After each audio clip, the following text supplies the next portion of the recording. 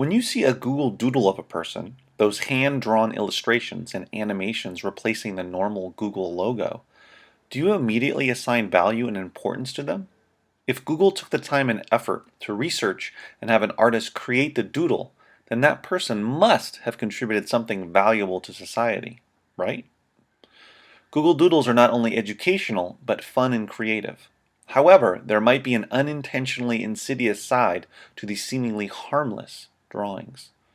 The overwhelming majority of the doodles are of white men. To be precise, between 2010 and 2013, 74% of all doodles honoring individuals were of white people, according to Spark, a girl-fueled activist movement to demand an end to the sexualization of women and girls in media. 2013 was actually the first year that a woman of color was featured as a global Google Doodle. Doodles seen by every Google user the world round. Spark has done a thorough roundup of the history of Google Doodles, especially of the past few years. For clarification, Google only creates a doodle of a person posthumously, similar to stamps. Google holds a powerful position not only in our economy and how we find things on the internet, but culturally. Therefore, the lack of people of color, especially women of color, in Google Doodles is a major issue. When the millions of people who see these doodles rarely see people of color, they might think that white people, especially white men, are the biggest and most important contributors to society. They would be wrong. The limited positive representation of people of color, especially women, in the media, in general, is not a new idea, but Google Doodles is certainly not helping the situation.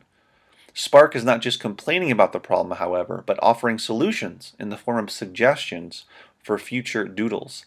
They have set up a Tumblr page, This Could Be Google Doodles, that so far has 8 suggestions of women to honor. However, as it turns out, someone beat them to it 3 years ago. Ann M. Martin has been documenting and challenging the lack of women in Google Doodles since 2011 with her blog Speaking Up for Us.